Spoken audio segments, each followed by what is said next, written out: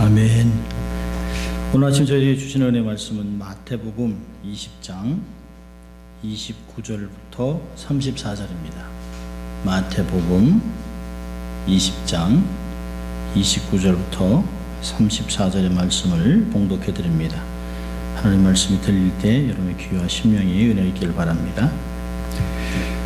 저희가 여리고에서 떠날 때 큰 무리가 예수를 쫓더라.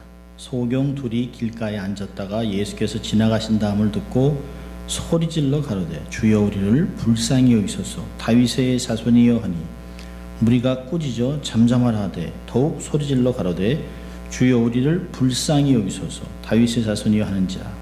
예수께서 머물러 서서 저희를 불러 가라사대 너에게 무엇을 하여 주기를 원하느냐. 가로되 주여 우리 눈뜨기를 원하나이다.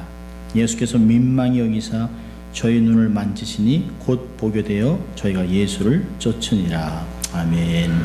하나님의 말씀이었습니다. 굿모닝. 좋은 아침입니다. 날씨가 얼마나 더운지 모릅니다. 자, 우리 한번 또 해볼까요? 양손을 좀 가슴에 얹고 나는 하나님의 특별한 사랑을 받은 사람입니다. 두 번 해봅니다. 나는 하나님의 특별한 사랑을 받은 사람입니다. 나는 하나님의 특별한 사랑을 받은 사람입니다. 믿습니까 여러분? 한번 외쳐볼까요? 하나님을 기쁘시게, 사람을 행복하게. 100도가 넘습니다. 온도가. 또 벨리는 또 불이 나서 100도를 훨씬 넘죠. 또 여러 가지, 한쪽은 홍수, 한쪽은 또 이렇게 미관에서 불로, 더위로 아주 어려움을 당하지만 사실은 우리가 눈을 조금만 밖으로 내보내면 좀 밖을 보면 사실은 더 많은 피해가 있어요. 인도 같은 데도 홍수가 나고 중국도 산사태가 나서 거의 3,000명, 4,000명씩 죽어갑니다. 여기서 10명, 30명 죽으면 큰일입니다만은 그렇게 하면서도 자식을 묻을 땅이 없어 물에 묻었다. 참 그 자식을 키우는 부모로 얼마나 아픈지 몰라요, 마음이. 그런 일들이 온 세상에 있습니다. 우리 권사님 기도하신 것 같이 이런 천재지변 속에서 원통하고 안타까운 것이 아니라 주님 오실 때가 정말 가깝구나, 정말 이제 오실 때가 됐구나 라고 하는 것들을 세상에 얘기해 주는 것이에요. 주님 오실 때가 됐다는 걸 얘기하고 있습니다. 이럴 때 우리가 믿음을 지키는 게 얼마나 중요한지 몰라요. 자, 오늘은 예수를 만난 사람들 11번째 이야기입니다. 길가의 두 소경. 이건 어떻게 말씀을 전할까, 어떻게 제목을 전할까. 저는 주로 이제 성경에서 제목을 전하는데요. 절규하는 시각장애인, 아니면 제가 여기서 얻은 영감은 운명론을 거스린 믿음, 이런 제목으로 한번 말씀을 나누려고 합니다. 오래전에 봤던 동영상인데요. 인터넷에 올라왔는데 사람들이 충격을 받았습니다. 어떤 젊은 청년이 자동차가 막 쌩쌩 달리는 곳에 자전거를 타고 열심히 갑니다. 근데 일반적으로 놀랄 게 아닌데요. 그 사람이 시각장애인이라는 거예요. 어릴 때에 눈에 질병을 안아서 1살 때 도저히 치료할 수 없어서 안구를 적출하는, 그래서 완전 100% 맹인입니다. 요즘 같으면 고칠 수 있는데요. 근데 이 주인공인 데니얼 킷이라는 사람이 망막 모세 포종이라는 병에 걸렸어요. 지금 같으면 레이저 수술로 가능한데 1966년에는 그런 수술이 없었습니다. 유일한 방법은 자꾸 썩어가니까 안구를 그냥 적출하는 것이에요. 그러니까 전혀 볼 수가 없는 거죠. 근데 이 사람이 일반 사람과 같이 똑같이 행동을 하는 것이에요. 자전거도 타고 또 길을 다니고 등산도 하고, 이 사람이 자기가 훈련시킨 사람을 데리고 절벽을 걸어가는 동영상이 있습니다. 얼마나 무서운지는 몰라요. 근데 어떻게 가는가 훈련하는 걸 봤더니요, 속으로 이렇게 소리를 내요. 그럼 이 소리 나는 것을 해서 딱딱하면 둔탁하게 반응하는데, 이게 레이저로 해서 음파 탐지 능력이 있는 거예요. 주로 이제 고래나 아니면 이제 박쥐들이 그런 이제 음파를 보내서 물체를 이제 확인하는 것입니다. 근데 이 사람이 그런 소리에서 이걸 영어로 에코로케이션이라고 그러는데요.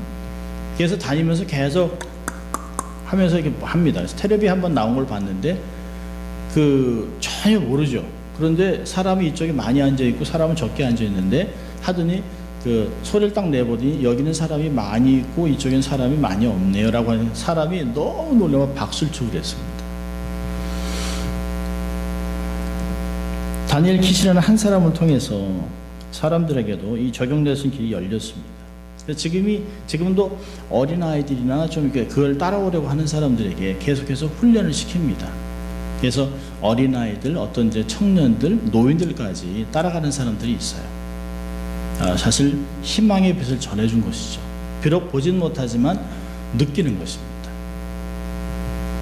그런데 많은 사람이 그를 따르지 않습니다. 대개 자신의 장애를 극복하고 살아가는 소망으로 살아가는 사람은 아주 극소수예요.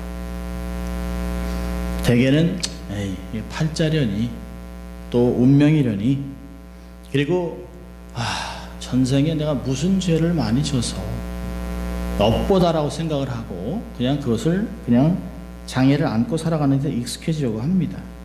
특히 동양인들은 운명론이 참 많이 익숙해 있습니다. 팔자 타령을 많이 합니다. 동양 사상을 갖고 있는 이스라엘도 마찬가지입니다. 여러분 그 당시에 특별히 제가 예수를 만난 사람들을 강의를 하면서 속으로 참 텍스트를 잘 골랐다는 생각을 스스로 해요. 이 마지막 때에 예수를 만나야만 변화되는 사람이 얼마나 많은데요. 그때 사람이 그렇게 많았음에도 불구하고 장애인도 얼마나 많은지 몰라요. 문화가 낮고 문화가 발달하지 않은 곳일수록 병자들이 많습니다. 근데 이 병자들이 굉장히 많은 이스라엘 사회에서도 치유된 사람이 많지 않다는 것이에요. 많은 사람들이 그저 이렇게 살다가 죽는 거지 이게 인생이려니라고 생각을 살아가는데요. 그 중에 몇몇 사람들만 기회를 선용해서 자기의 운명을 거부하고 예수를 만나서 예수님께 그 간구에서 치유받았던 내용들이 사실은 복음서에 기록된 것들입니다.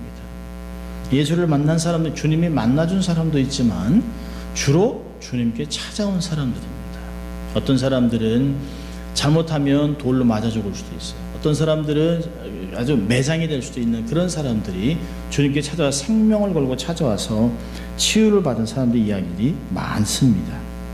운명을 거부하고 기적을 경험한 시각장애인의 이야기를 통해서 우리는 함께 도전을 받으려고 합니다. 자, 오늘 본문을 보면 길가에 2명의 소경이 있다고 얘기합니다. 이들이 왜 길가에 앉아 있을까요? 지나가는 사람들에게 구걸을 하기 위해 앉아 있는 것이에요. 누가복음 18장 35절엔 여리고에 가까이 오실 때 한 소경이 길가에 앉아 구걸하다가 라고 되어 있습니다. 가장 많은 사람들이 지나가는 곳, 소위 얘기해서 그 길목에 자리를 잡고 있습니다. 그러면서 한 푼 주십시오, 또 제게 자비를 베풀어 주시라고 구걸을 하는 것입니다. 이 사람이 태어나면서부터 이렇게 되는 건지 아니면 장애를 갖고 나서 되게 왔는지 알 수는 없습니다만 이들의 일상생활이에요. 자기가 스스로 올 수 있는 사람들은 아닙니다.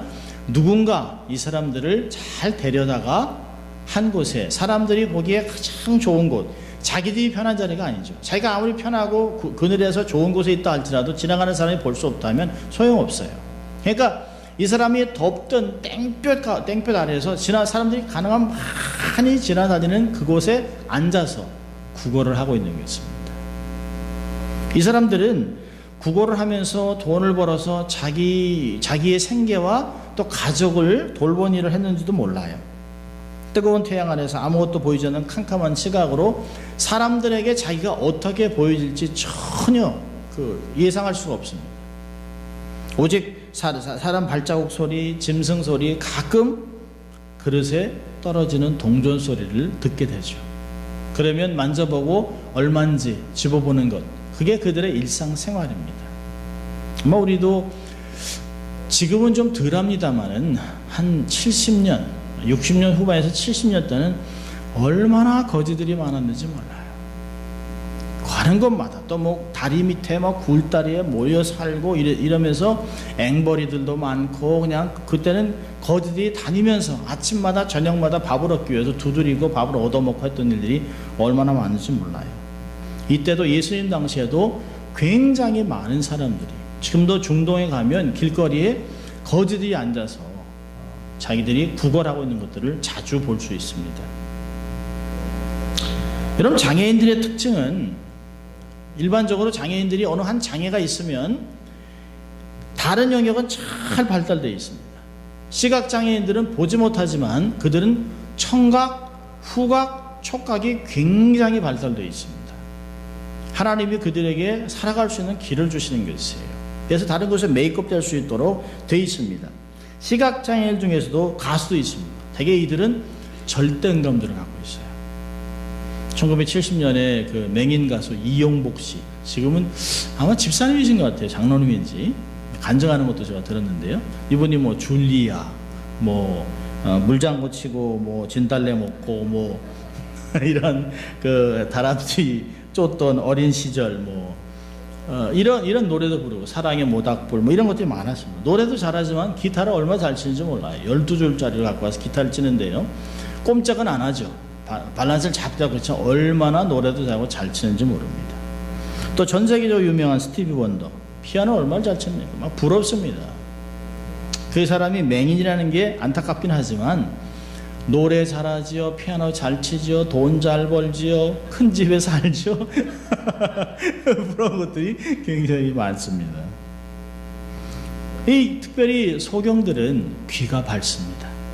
귀가 얼마나 밝은지 몰라요.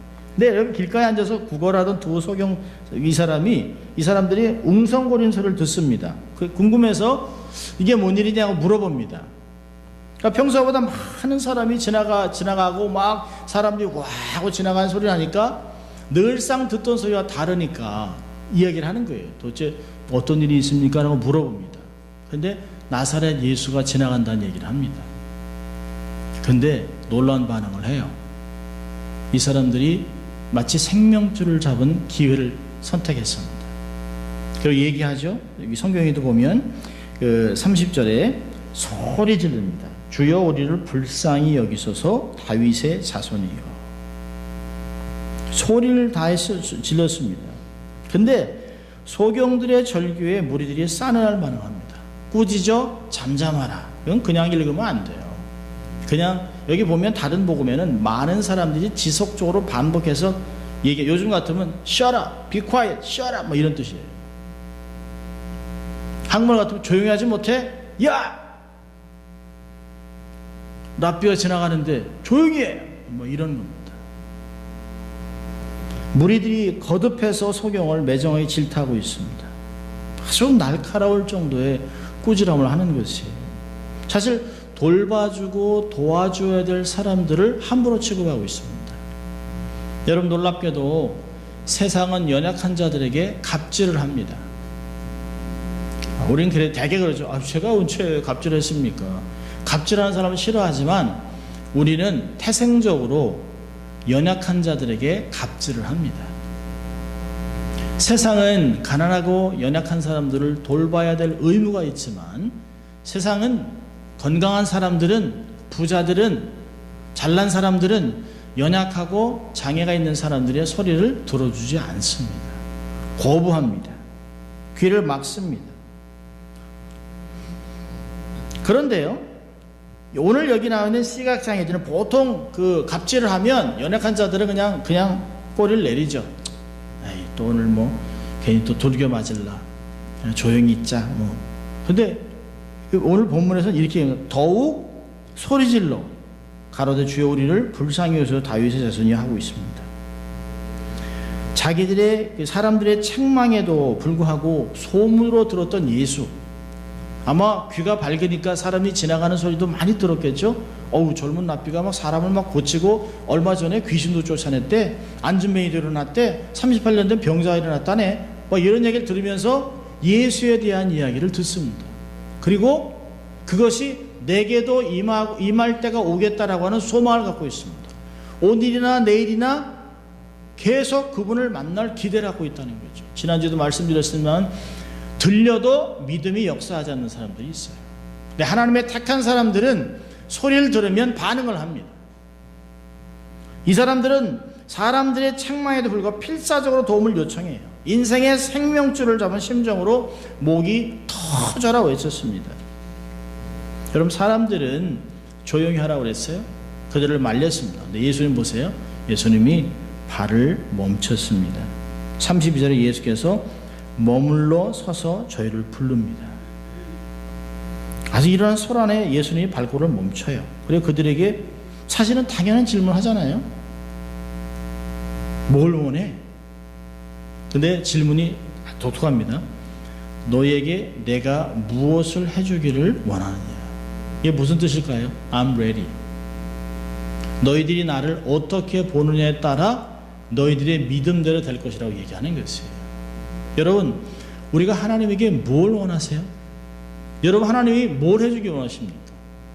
만약에 동일한 사건이 나의 삶에 일어난다면, 예수님이 갑자기 우리 삶에 탁 나타나셔서 내가 내게 What do you want me to do for you? 내가 너에게 뭘 해주길 원하느냐? 근데 준비가 안 돼 있어요. 그래서 이게 조금 한 5분만 시간 주시면 제가 이렇게 막 계산. 여러분, 그렇다면 우리가 뭘 원하는지 모르는 거예요. 주저함 없이 하나님께 얘기할 수 있는 그것이 있어야 합니다.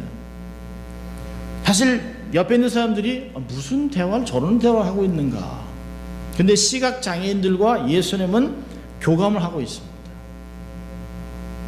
예수님은 하나님이잖아요. 너희들이 원하는 대로 해줄 수 있다는 거지. 너희들의 믿음이 얼마나 크니? 너희들은 나를 무엇으로 보고 있냐고 얘기하는 것이에요. 이때 놀라운 대답하죠. 메시아, 당신은 할 수 있습니다. 눈을 뜨기 원합니다. 기적을 원하는 거죠. 사람과 의학과 모든 것이 할 수 없는 그 기적을 얘기하는 것이에요. 여러분, 제사장이나 서기관이나 바리새인들, 장로들은 예수를 함부로 취급했습니다. 근데 사회에 소외된 밑바닥 인생들인 시각장애인들이 자신을 다윗의 자손, 다윗의 아들이라고 얘기합니다. 그들이 기다리는 메시아, 다윗의 아들 예수 그리스도를 얘기하고 있어요. 그 고백을 듣고 예수님이 멈춥니다. 그리고 민망히 여겨요. 예수님은 절규하는 시각장애인들을 민망히 여겼다고 얘기합니다. 34절에 보니까 예수께서 민망히 여기사, 민망히 여겼다는 말이 참 재밌는 말입니다. 이 말이 신약에 몇 번 나오는데요. 예수님이 이 민망한다는 것은 불쌍한 마음이 들어서 가슴이 찢어진다는 거예요. 이 시각장애인을 보면서 자식이 막 울부짖는, 이제까지 그 서러움 속에서 울부짖는 그 심정을 헤아리는 것이에요. 예수님이 무리가 없어 방황하는 백성들을 보고 민망히 여겼다라고 하는 말이 똑같은 것입니다. 어떻게 목자들이 있고 목동들이 있고 목사가 있어 이 목양해야 되는 이 백성들을 그냥 두고 어떻게 저들을 그냥 일에게 잡혀먹게 두었는가? 주님이 헤매고 다는 심령을 보고 가슴이 아파 민망히 여기고 있어요. 지금도 마찬가지입니다. 이제까지 힘들게 살아온 인생들, 이들이 자기에게 절규하는 그 소리를 듣고 가슴이 맺어지는 것이에요. 그들을 불쌍히 여겨서 그들을 만나 그들을 터치해서 그들을 곧 눈이 뜨게 합니다. 여러분, 이들의 인생이 바뀌는 순간이에요. 여러분, 이 시작을 보세요. 29절에 이들이 이 30절에 길가에 앉아있던 사람들이요, 34절 마지막에 예수를 쫓는 자로 바뀌어요. 오늘 본문에는 두 가지의 결과가 나와 있는데요. 하나는 눈이 떠진 육신의 치유로 이들이 사회의 일원이 됩니다. 그래서 건강하게 회복된 사람은 성전에 갈 수 있어요. 제사 드릴 수 있어요. 더 이상 불결하고 다른 사람들이 가까이 올 수 없는 그런 인생이 아니라 언제든지 자기가 원하는 가족들과 함께 손잡고 이야기하고 안아줄 수 있는 그런 시대입니다. 사회의 일원이 됐습니다. 둘째로는요, 눈을 뜬 소경들은 구원을 받고 회복된 하나님 나라의 일꾼들이 됐습니다. 그들은 예수를 쫓는 자들이 됐어요.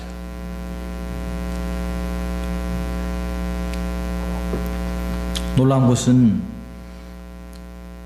우리가 예수를 쫓아야 되는 인생임에도 불구하고 세상 사람들이 지나가는 그 길에 서서 부러워하고 자기의 인생을 한탄하고 있는 기독교들이 너무 많다는 거예요.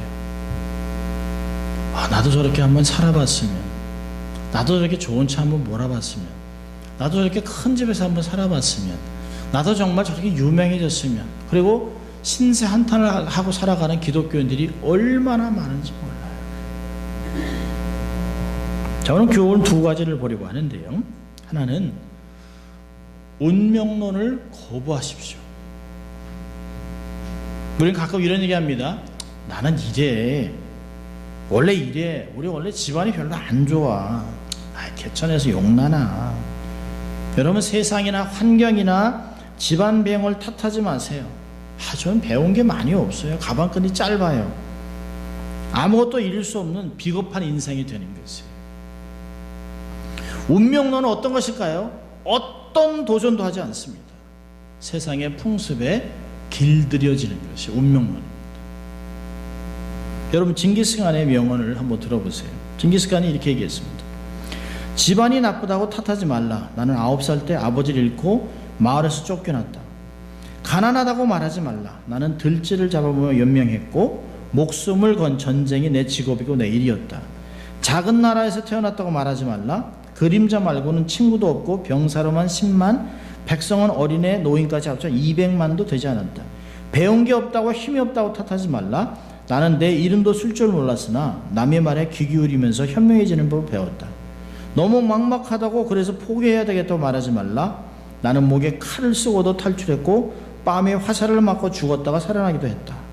적은 밖에 있는 것이 아니라 내 안에 있었다. 나는 내게 거추장스러운 것은 깡그리 쓸어버렸다. 나를 극복하자. 나는 그때서야 징기스칸이 되었다. 여러분, 우리를 힘들게 하는 건 밖에 있지 않아요.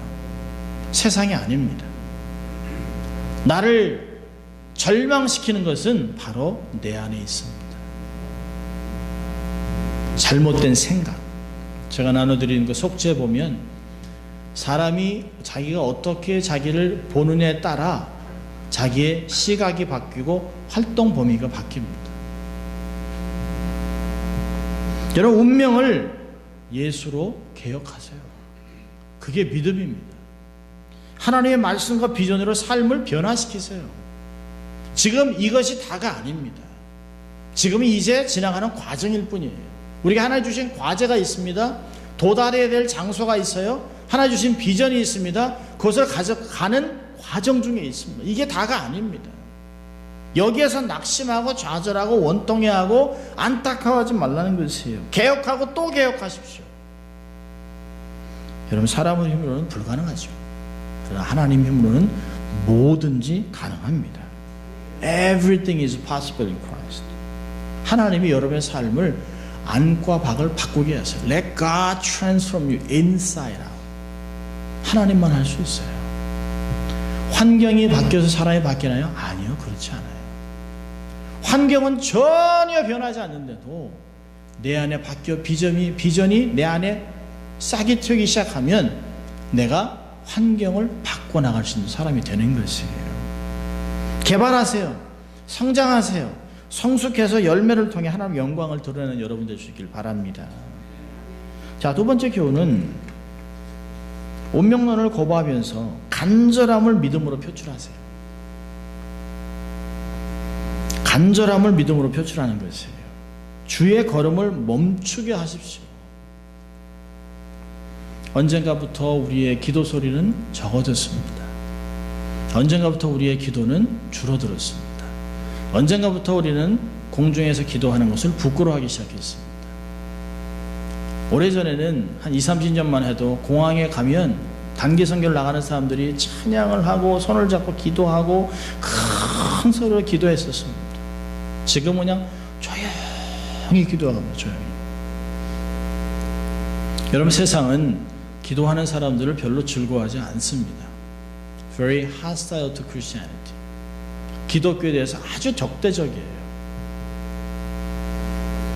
어느 순간부터 우리가 기가 죽어 있습니다. 기도하고 간절함을 토설하세요. 주님은 매 순간 곁에 지나가세요. 곁에 계세요. 그분께 부르짖으세요. 나와 가정의 필요를 정확하게 간구하세요. 이 순간에 주님이 내게 무엇을 해주길 원하냐라고 질문에 대답할 준비를 하세요. 세상들과 세상의 사람들의 부정적인 말에 기죽지 마십시오. 기도를 멈추지 마세요. 한번 질문해 볼까요? 왜 우리의 기도가 멈춘 것일까요? 왜 우리가 그렇게 간절함이 없나요? 몇 가지 이유가 있다고 생각합니다. 첫째로 믿음이 없습니다. 말씀에 대한 믿음이 없어요. 이제까지 이렇게 살아왔는데 변하겠어요? 첨단 기술이 다 이렇게 이것도 안 되는데 보이지 않는 것을 믿을 수 없다고 하는 것, 이건 믿음이 아닙니다. 현대 사회는 정말 믿음이 없는 시대예요. 지금 이 시대가 거부한다고 여러분까지 거부하면 안 돼요. 여러분 점점 좋아질까요? 주님이 가까이 오시는데 아니요. 저는 점점 믿음 볼 수가 없다고 생각합니다. 누가복음 12장 8절에 얘기했습니다. 인자가 다시 올 때 믿음을 보겠느냐? 보기 어렵다는 것이에요. 아마 극소수의 사람만이 하늘나라에 가지 않을까 하는 생각을 해요. 교회 나간다고 구원받나요? 아니요, 그렇지 않습니다. 교회를 평생 다녔다고 구원받나요? 아니요, 그렇지 않을 수 있어요. 내가 예수를 고백하고 그냥 이렇게 살았다고 해서 구원받을까요? 아니요, 그렇지 않을 수도 있어요. 교회 안에 얼마나 많은 사람들이 예수 믿는다고 하는 사람이 지옥에서 고생당할지 너무너무 안타까운 내용들이 생길 것입니다. 믿음이 없어 기도를 멈추는 것이. 둘째는요, 왜 우리 기도가 멈출까요? 간절함이 없어요. 뭐 할 수 없지 뭐, 이것만도 감지덕진데 아니면 말고. 여러분 끈질긴 부르짖음이 끝에 응답을 받는 것이에요. 끈질긴 부르짖음. 여러분 기도는 언제까지 할까요? 응답받을 때까지. 한 달, 두 달, 1년, 10년, 그게 중요한 것이 아니에요. 세 번째는 왜 기도가 멈출까요? 환경에 눌려 있습니다. 야, 뭐 이렇게 시끄럽게 기도하냐? 유별나게. 거기에 눌려요. 여러분 주님을 만나기 위해서 사람의 장벽을 넘어야 합니다. 사람의 장벽. 여러분 이 사람의 장벽들은 내가 모르는 사람들이 아니에요. 주로 나를 아낀다고 하는 사람이 우리들을 막습니다. 야, 뭐하러 네 나이에 선교를 가냐? 뭐하러 이 시간에 재물로 하면 되잖아. 돈으로 하면 사람을 보내면 되잖아. 집을 줘주면 되잖아. 교회를 줘주면 되잖아 라고 얘기를 해요. 제가 대학생들 선교할 때 부모님이 아이들이 너무 아들이 그냥 개차반입니다. 말을 안 듣고 그러니까 그 아들에게 복음을 전해달라고 그랬습니다. 그래서 시간을 들이고 이야기하고 교제하고 해서 복음을 전해서 이 아이가 헌신을 했어요. 부모님이 얼마나 좋아하는지 몰라요. 근데 이 아이가 신학을 가겠다고 하니까 부모님이 저를 찾아왔습니다. 목사님, 우리 아들이 미쳤습니다. 얘 좀 돌려달라는 거예요. 그럼 목사는 미친 거예요? 이 아이가 선교사로 가겠다 하니까 어머니가 까무러쳤어요. 들어놓습니다. 여기다만 수건을 하고 막 그냥 나 죽는 꼴 보라고 얘기해요. 저는 이렇게 아들이 저한테 그래요. 목사님 너무 죄송해요. 우리 부모님 신앙이 저래요. 여러분 인간의 벽은 모르는 사람이 만들지 않습니다.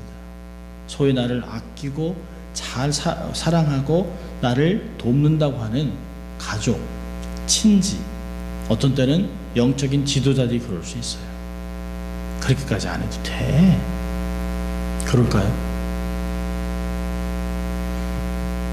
제가 목회한다고 그럴 때 저희 형님이 목회를 하고 제가 그 신학교를 간다고 그럴 때 옆에 있는 장로님이 한 집에 한 명 목사 나오면 되지 뭘 두 가지. 그다음부터 저는 그분을 별로 사람으로 안 봤습니다. 아, 이렇구나.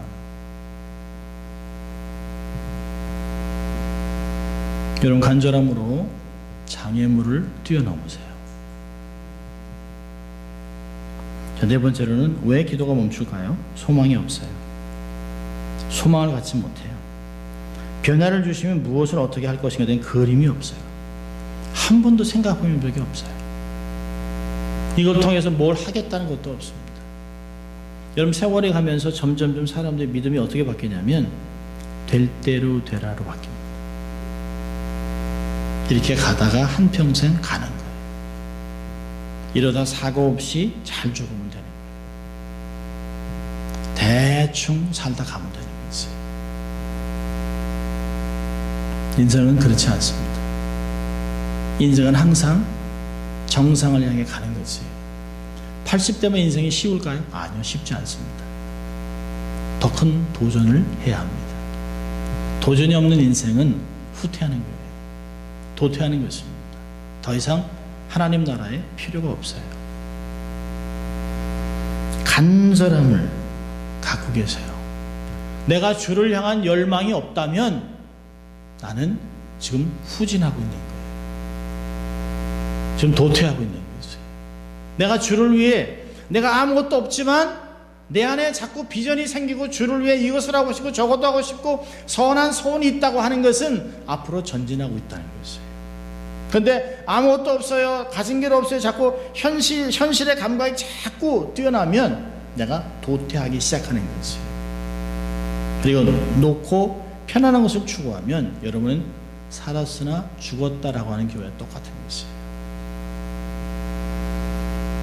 여러분, 우리보다 더한 소경 두 사람, 시각장애, 그들을 절규하게 했던 건 뭘까요? 내가 보고 싶다는 거예요. 그런 절규할 수 있는 그런 소망이 있어야 합니다. 현실에 안주하지 마세요. 세상에 길들여지지 마세요. 세상이 만들어온 벽을 뛰어넘으세요. 지속적으로 믿음 안에서 도전하세요. 정상을 향해 가세요. 그래야 정상에 섰을 때 더 먼 곳을 볼 수 있어요. 희한하죠? 산은 올라가면 올라갈수록 더 멀리 보여요. 올라갈수록 이 숨이 턱까지 차지만 높이 올라갈수록 더 먼 곳이 보입니다. 하나님은 구하는 자를 꾸짖지 않고 후하게 주세요. 그분 앞에 구하세요. 시편도 얘기합니다. 내가 입을 크게 열라 내가 채우리라. 여러분, 사람들이 감히 구하지 못했던, 아유 장님이 뭐 그렇게 살아야지 무슨 눈을 떠, 무슨 아이고 과학도 안 돼 할 때 이들은 입을 크게 열었습니다. 주님, 내가 보고 싶습니다. 다른 복음에서는 이렇게 얘기합니다. 내 믿음이 너를 구원했다. 믿음만큼 가는 것이에요. 한 주간도 하나님께 구하고 입을 크게 열어서 여러분 채워지는 여러분 되시길 주의 이름으로 축원합니다. 기도하겠습니다. 하나님 아버지, 감사합니다. 오늘도 하나님 저희들을 말씀 앞으로 초청하시고 이 마지막 때를 또 이 환난 많은 이런 시대에서 어떻게 살아갈지 말씀으로 도전하고 가르쳐주신 주님 감사합니다. 한 주간도 주의 영광을 위해 살아가는 저희들 될 수 있도록 축복하여 주시옵소서. 감사하고 예수님 이름으로 기도합니다. 아멘.